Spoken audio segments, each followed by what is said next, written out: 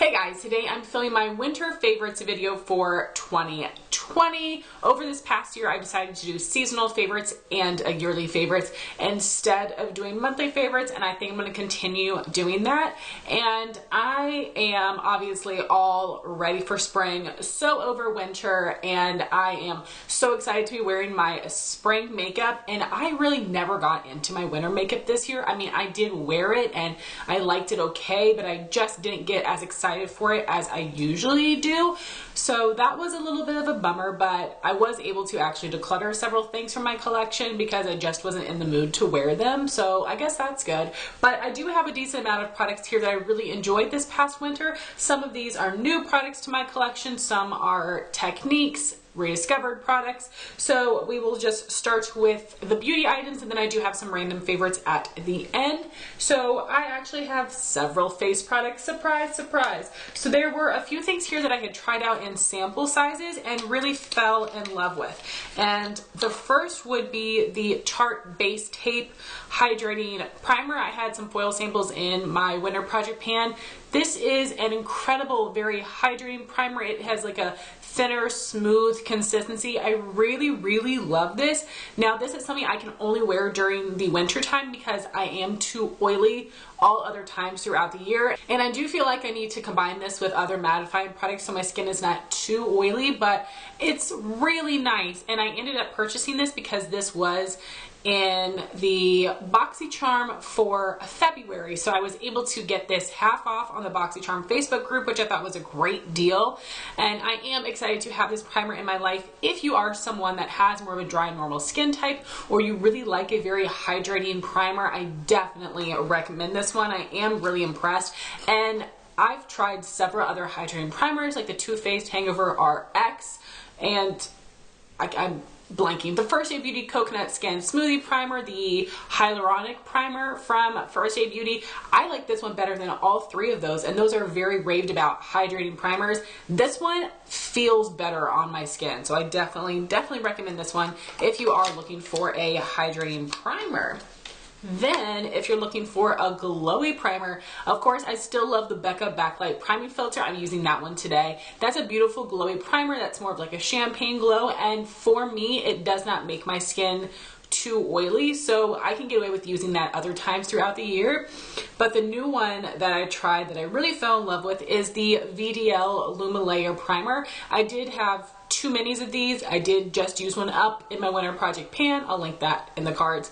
But I do have another. I'm so excited. So this is something that I have had in my collection. I hadn't really used until Hannah Louise posted raved about it, and I decided to try it out myself. This is a beautiful white color with a pink pearl shift. It is so beautiful, and it just makes your skin look really glowy and fresh. And this also does not make me too oily. I don't think I'd buy this in the full size because I know it is pretty pricey, and I already have several of the Becca Backlight Priming Filter. And again, glowy primers for me, I really only wear them winter and spring. That's it. So I feel like I wouldn't get enough use out of this in the full size unless I was somehow able to come across it for 50% off. Then I would probably buy it. But again, I've tried several glowy primers. I love the Becca one, but I've tried the Becca First Light Primer. I've tried the Cover FX Illuminating Primer, several other ones, and this and the Becca Backlight Priming Filter are my favorite glowy primers. So I've got some good recommendations if you're looking for new primers. I really was impressed with those.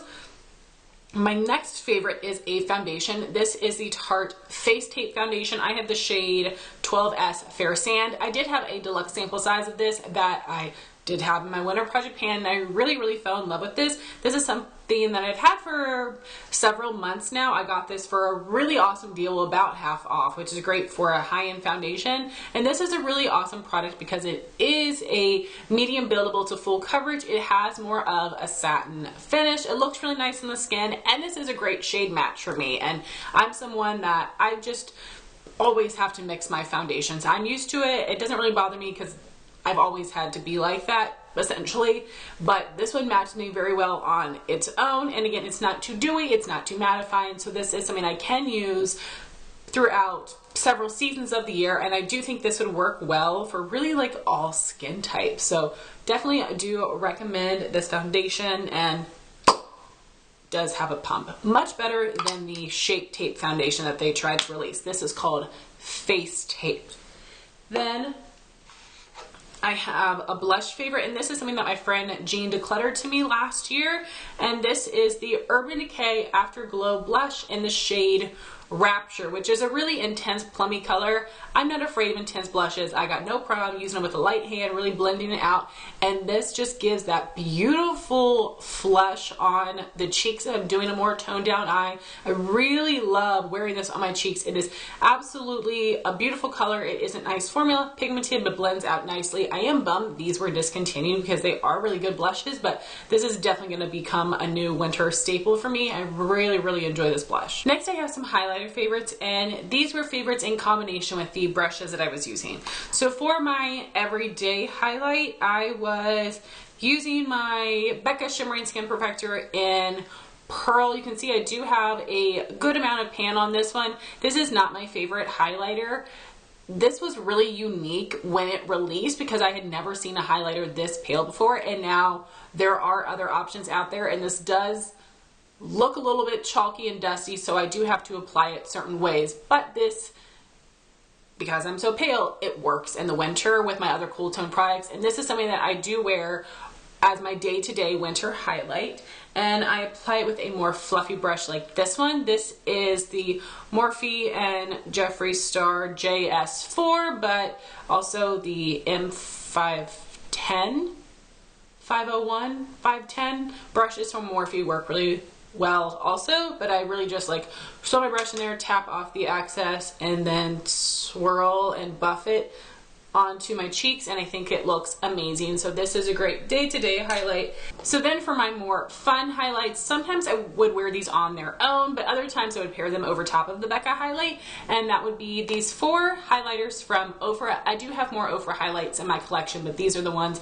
that I thought were good for the winter time. So we have Glazed Donut, Cloud 9, Space Baby, and Pillow Talk. So this is a very icy white, but it's a little bit warmer tone. This is a white with a pink shift, a blue shift, and that is a pink highlight. They are so metallic and intense. I really think Ofra has the best highlighter formula because it's very pigmented, it's very smooth on the skin, it's very reflective without having any glitter particles in it. It's really nice, so love all of those. But this is a little bit more Visual Life formula, so whereas the Becca's really powdery, the Ofra ones, I do kind of have to dig in them a little bit. I just have to pick them up on a brush differently. I don't just swirl it in there. I am using this brush, which is the Morphe R31, and I will just sweep it in the highlight like this, and then I will place it on my cheeks like this. Instead of swirling or buffing, I'm really like purposefully placing it on my cheeks. So I really enjoyed those highlighters and these specific brushes to apply them. So those are all my face products. Then for eyes, I do have some eyeshadows, which would be really fun. So the first ones I have are actually some mini eyeshadows from ColourPop. My friend Jean had decluttered a bunch of ColourPop shadows to me a little while ago, and all of these were ones that she, basically all of her ColourPop palette, she went through and pulled out the shades she didn't want. So these are minis because they were all featured in other palettes. So I will show you all the shades and tell you the names, but here's what these look like. I think they're so beautiful, and I really do enjoy the ColourPop pressed powder shadows, but I will tell you, I think that the formula in the palettes is better than the actual full-size single shadow formula from ColourPop. I haven't been as impressed with those, especially the metallics in the full sizes.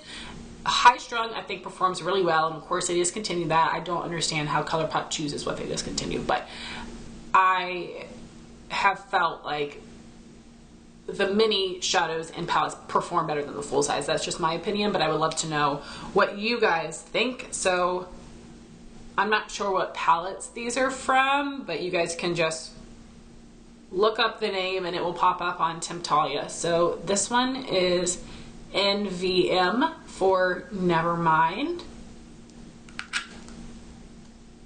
I'm Try to be careful I don't get my nail in them.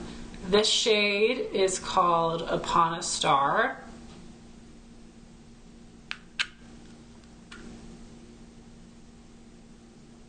This shade is called Mademoiselle. What a fancy pants word. This shade is called Bling.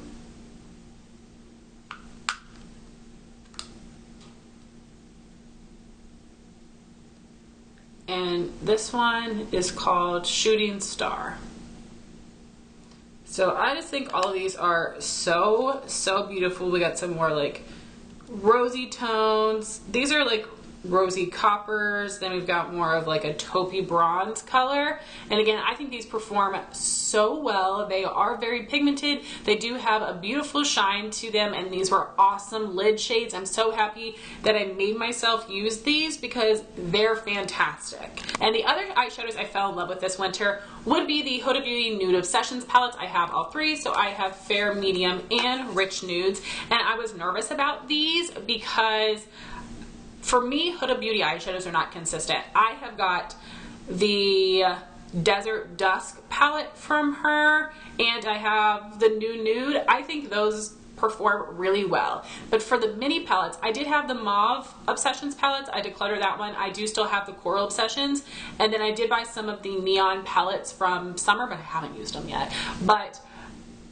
in the Obsessions palettes, I feel like the mattes are not as good as in her full-size palettes. I feel like I really have to dig in them and really layer them up, which is very annoying to me. I don't like having to do that.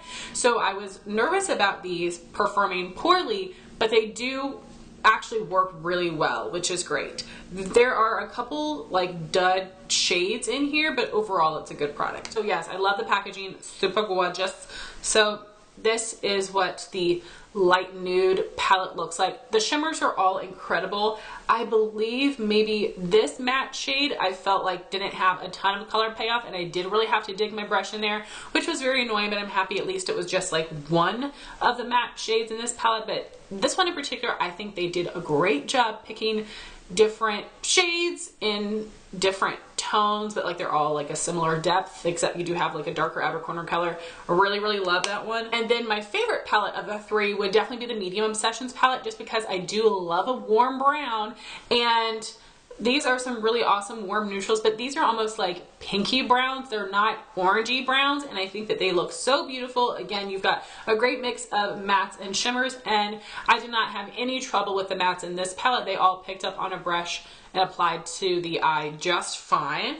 And then we have the Rich Nudes palette. I probably use this one the least, but I think that all of these are very pigmented, perform really well. I will use all of the shades except this dark one. I just don't use really dark colors, but it is a really pretty shade. But I think that all of these are consistent. They perform well, and the shades are very beautiful, and I love the combination of colors. Huda did a really great job with these palettes, and I do recommend them, and I am very happy they are permanent. If you guys have purchased any of her new Pastel Obsessions palettes, please let me know your thoughts on them. And the last things we have here would be some tools, and the first one is a sponge. This is the DermaE sponge. You can buy off their website.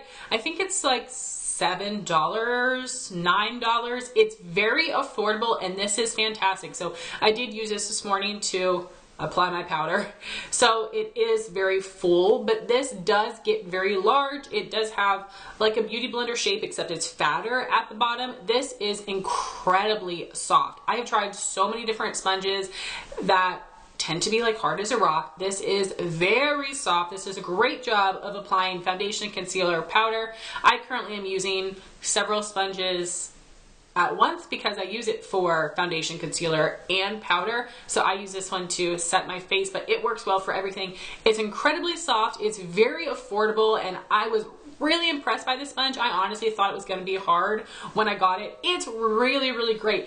And the little container that it comes in, I'm using to hold my perfume samples, and it's working perfectly for that as well. So it's just an all-time ultimate fave, but definitely recommend that sponge. It's really good. Then I do have a few more brushes, and they're all from Morphe. And the first one is the M421. I'll have the actual names of them down below, and this is a lid brush. I now have 3 lid brushes that I love from Morphe. They're all different shapes, but they pack color on the lid really nicely, and this would also be great if you were trying to do a cut crease. This brush would be awesome to apply the concealer for that, but it just, sometimes I do have to go in a couple times to get enough eyeshadow, but it really does a good job of packing color on my lid to make it very intense. And I would say the same thing for this next one, which is from the Jaclyn Hill collection. This is JH41. So in comparison, it is a bigger brush, and I don't know if it's natural, but this one looks more synthetic. But because this is thicker, this does a great job. If you have an oily eyeshadow, like the Juvia's Play shimmers, I think are beautiful, but they're very oily. This does a great job of, like, the oil just like sucks into here, but in a good way. Like, it just helps the eyeshadow really adhere to this brush, whereas it might not with something like this. This works really well. I think this would be a good brush for pigments because, again, it will hold the product. This is going to place it, but you're going to get a lot of fallout. This one, there will be some fallout, but not as much. So with pigments, oily eyeshadows, stuff like that, I think this brush does a great job of picking it up and applying it to the lid. Definitely recommend that brush. I didn't really think I was going to end up loving it, but I did. Then we've got 2 more Morphe Jaclyn Hill brushes. This first one is the JH37, and this is a shorter, very dense blending brush. And I have not been using this to apply color because for me that would be too intense. I have been using this to go around my crease and simply buff out the edges without any extra product. It does a great job of buffing the edges, but it's not like it erases it completely. It is fantastic. Now, I don't necessarily think you have to go out of your way to buy this brush just for that, but if you do buy one of her brush sets and this brush comes in there, definitely try it out for that. It works really, really well. It's just the density in here. It's just soft enough, just firm enough to blend out the edges of my crease. Fantastic. And the last brush is the one that I had been wanting for such a long time, so I was really excited to see when this was sold as an individual. This is the JH06, and I think this is called the My Everything brush, and it's a very fluffy angled brush, and I have been using this to apply more pigmented blushes, and it does a great job of helping to sweep it on the cheeks, give more of an airbrush look. But this does still pack a punch, even though this is not a very dense brush. I have really been loving it, and you guys know how much I love my brushes, especially my face brushes. This is so awesome for applying blush. I think if you wanted like an application of bronzer, it'd be nice for that as well.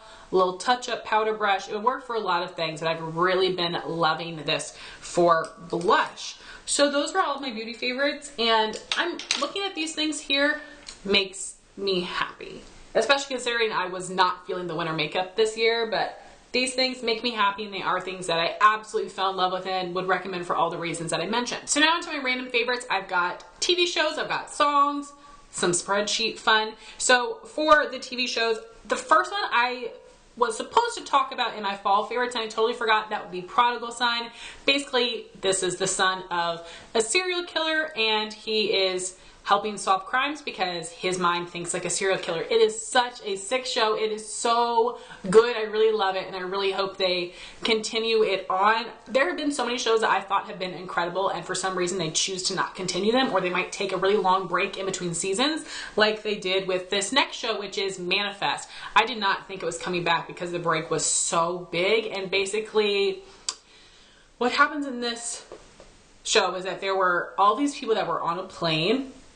The plane disappeared and landed 5 years later, but it was like time stood still for them. None of them aged, and they're trying to figure out what caused this. And not all the people, but several people on this plane have been having visions, and it's been helping them solve crimes, save other passengers. It's really, really intense. And if you are into like government conspiracy and things like that, I think you would enjoy this. It's really, really good. Then this show that is the absolute cutest is called Everything is Okay. What is the network?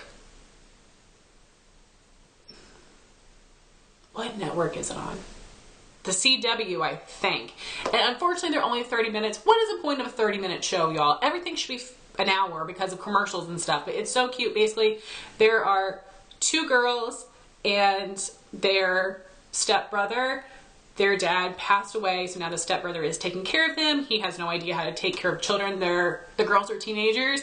And I remember I was seeing lots of commercials for this on Facebook, Instagram before the show came out, and the girl Matilda, she's so cute. She's like, I'm Matilda, I have autism, and I like black guys. Is that inappropriate? It is so cute. She is so cute, and there's just the whole thing is very quirky and funny and a little weird, but I absolutely love it. And then the other show that I've been freaking loving, I'm so happy it's back, would be Supernanny. I don't have any kids. I've been watching this show since it very first came out, like when I was in high school. I think it is so amazing, and Jo has so many helpful tricks of things to try with kids, and also she's like teaching these parents, it's not like you want me to tell you just your kids are messed up. You did something to get them like that. So it's very, very interesting, and there are a lot of things that actually have been helpful. I remember I specifically have tried some things Jo has taught. Like I remember in high school when I was babysitting, this girl was getting real bad, and I was saying you have to sit in timeout every time you get, like, you sit in there a minute per your age. Every time you get up, time starts again. And I was doing it. That girl was in timeout for like 45 minutes, but I was like, nope, we're doing it to make her listen, and it freaking worked. So Jo is just amazing. I love her. I think she's so sweet, and I'm so happy that show is back. Oh, what channel? Lifetime? I'm terrible with the channels, y'all, but all of those shows have been my favorites. Then for the songs, there are probably more that I've loved that I haven't kept track of, but these are the ones that I have been loving, and some of these are recent favorites, but you guys know, I might listen to a song like every day, absolutely love it, and then 3 months later, I ain't interested anymore. So these are the songs that I'm currently loving, and I have been loving it, and I will have the music videos linked down below if they are available. The first one would be Come Through by Summer Walker. Absolutely love, and I love that there's that throwback element of the song, and I always like try to sing the throwback part. It's really, really good. Then we have Toast by Koffee, and this is not usually my vibes, but Justin has been listening to this, and I've really loved it, and I've just been listening to it on my own. I've been listening to it in the car, I've been listening to it at work, absolutely love it. But it kills me that I cannot repeat all the lyrics. Some of it is in English, some of it is not. I don't know what the other language is, and it's kind of like mixed in. You know, some songs might be like the whole song is Spanish but the chorus is English, and I have a lot of songs like that I love, and I've been trying to learn the lyrics. So I'm someone that can't just listen to a song. I will try to learn the words as soon as I can so I can sing along with it. So I'm gonna need to take some time, practice these lyrics. Like I said, I don't know what the language is. Let me know if you know, but absolutely love this song, and I want to learn all the lyrics so I can actually sing it. Justin has no problem singing all these random words that are not in the song that don't make no dang sense. Not me. I want to sing the right words. Then the other songs I've been loving have all been from the same artist, Rotimi, if I'm pronouncing that right, and he is from the show Power. Power is not my vibes. Justin loves it, but he has 3 songs that I've really been loving. Want More, which apparently that music video came out 2 years ago. I'm so sorry, Rotimi. And then Love Riddim and In My Bed. They all have similar beats, but his voice is just so great. And this is, again, not usually a kind of music I listen to, but I really love it. Great lyrics. He's very, very talented. He has collaborated with some other famous rappers and R&B stars, and his voice is awesome, and all 3 of those songs are fantastic. So again, all of them will be linked down below. And my last 2 favorites would be Spreadsheets. So for the past couple years, I have had a makeup inventory and a skincare, hair care inventory spreadsheet on my computer, and I have literally cataloged everything that I have, category by category, oldest to newest. That way I know what things to try to pan first or use up first. Super helpful, absolutely love it.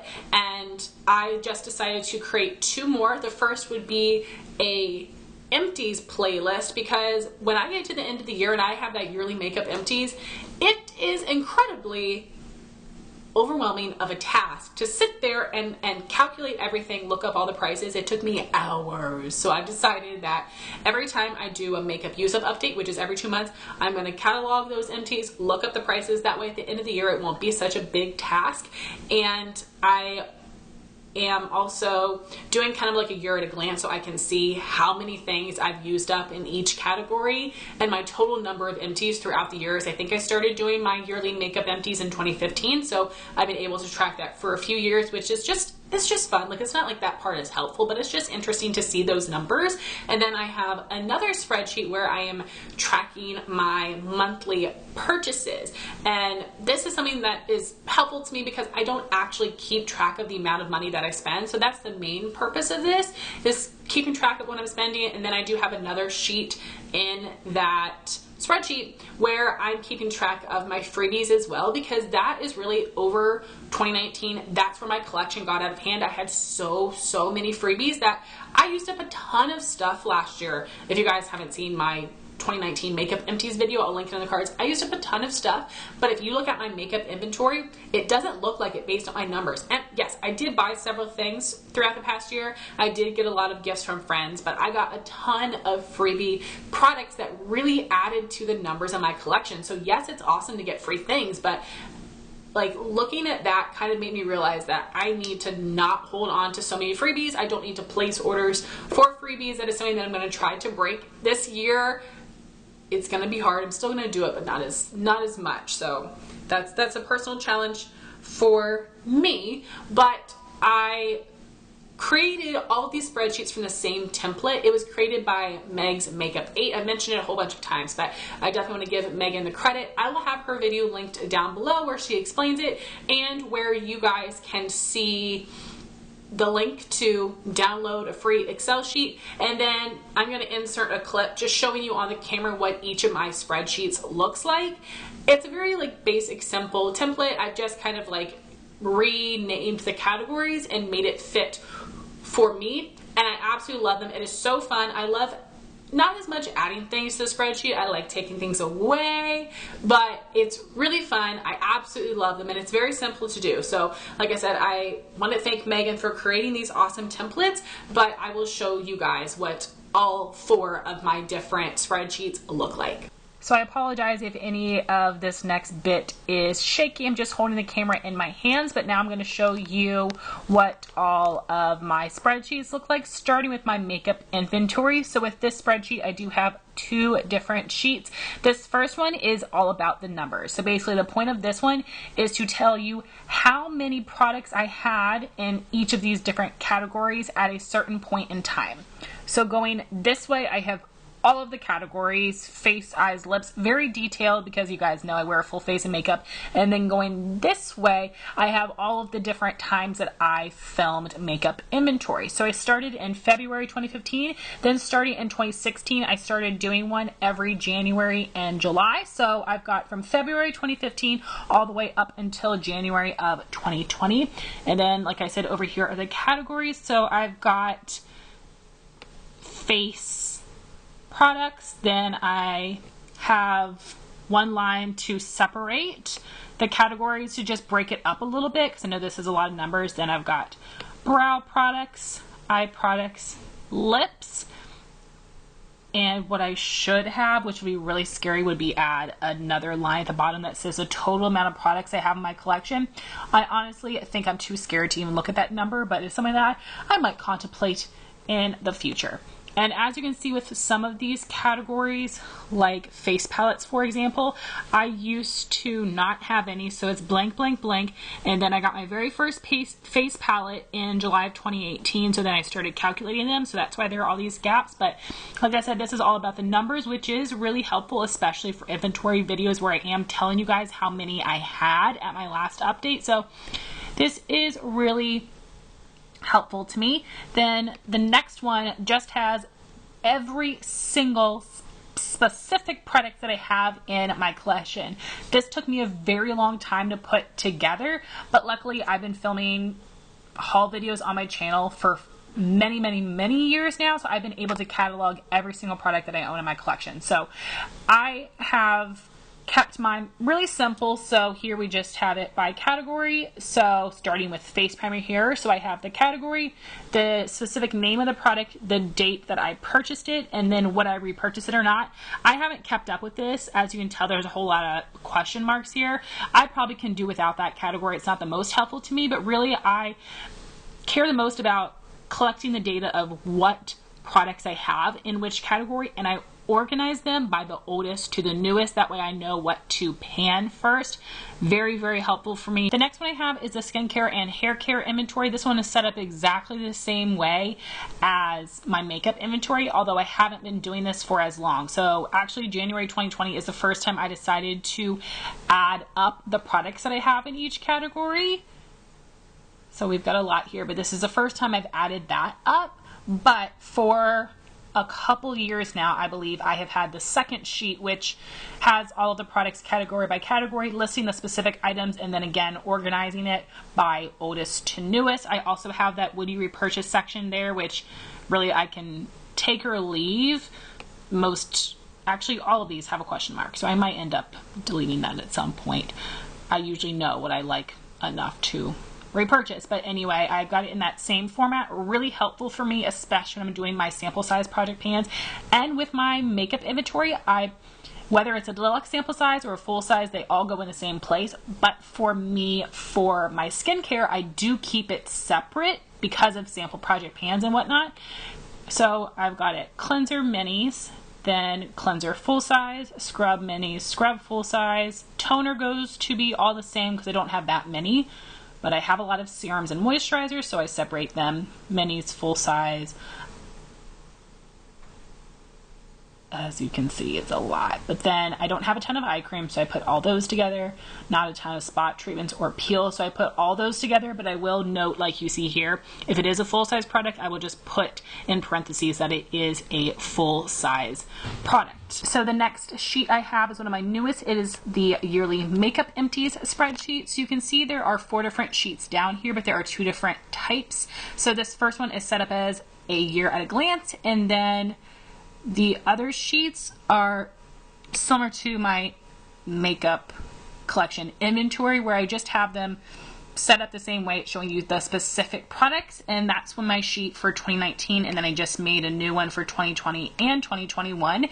And I am not someone that gets Excel, so for me to like go back and reformat all these things will be very confusing for me. So what I did, you guys probably know how to do this, but in case you don't, I just right click down here where like the name is of the sheet, then I do move or copy, then I pick copy, and then here we've got the same format with the same headers and everything, so that's really helpful. So starting back here at the year at a glance, so this is set up just like my makeup inventory. So over here I have all of the categories of face, brows, eyes, lips, but for this one I've added perfume and I've added a total line, which is really cool for me to see that since 2015 I have continued to use up more makeup each year, but I also didn't used to have as many sample sizes back in the day. But again, same as my makeup inventory, but I've added perfume and a total.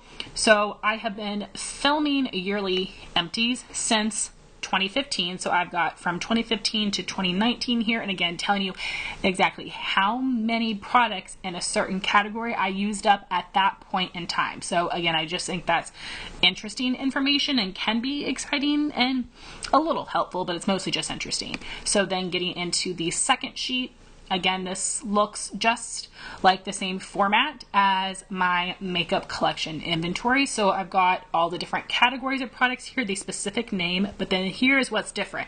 I have full size or deluxe sample size, the price, and whether I would repurchase it or not.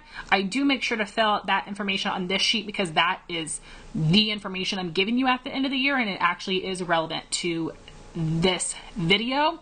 So those are the categories that I have felt are essential for me in the purposes of why I need this spreadsheet. And my last spreadsheet is all about my makeup purchases. So I have got 4 different sheets down here. So I've got the year at a glance for purchases. I have the breakdown of specific purchases. Then I have the year at a glance for freebies, and then I have the breakdown of the specific details of all of the freebies. So starting with my purchases here, I have all the different categories of makeup. Then I have all of the months in the year along with a total up here.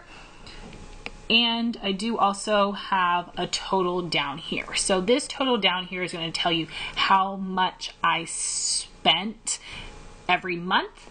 Then all the way down here I will total how much I spent the entire year, which I'm already afraid of. And then the total I have over here is to tell you how many products I bought in that category in the entire year, which I do think will be helpful towards the end of the year.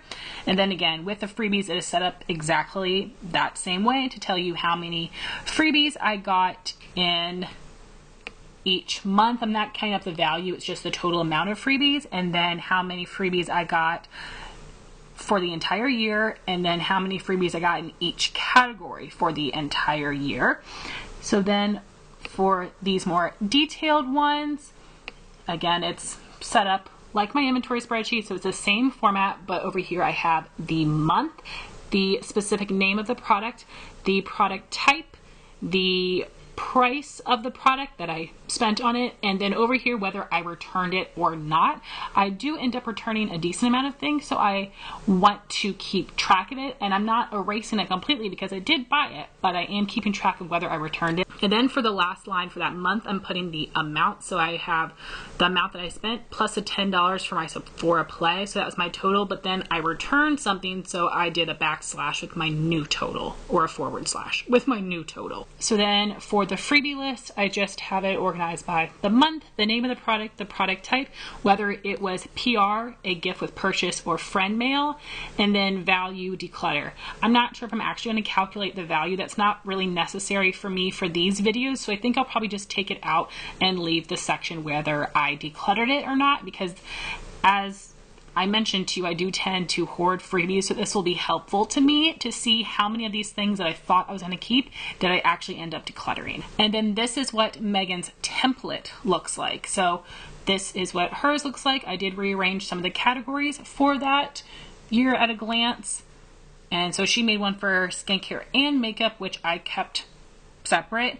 And then this is her format. So category, date, full size or sample size, used up, passed on, thrown out, and would you repurchase? So that's what her template looks like. And then I just edited the categories and the headings. So I know that this actually ended up being pretty long. I was feeling pretty chatty today, but hopefully you guys didn't mind. I would love to know what your favorites were this past winter, and let me know what TV shows and songs you're loving currently. I'm always especially looking for new songs to listen to. I would love to know your thoughts on any of these products in the comments down below. Thank you all so much for watching this video. Please like, comment, and subscribe, and I'll talk to you soon. Bye guys.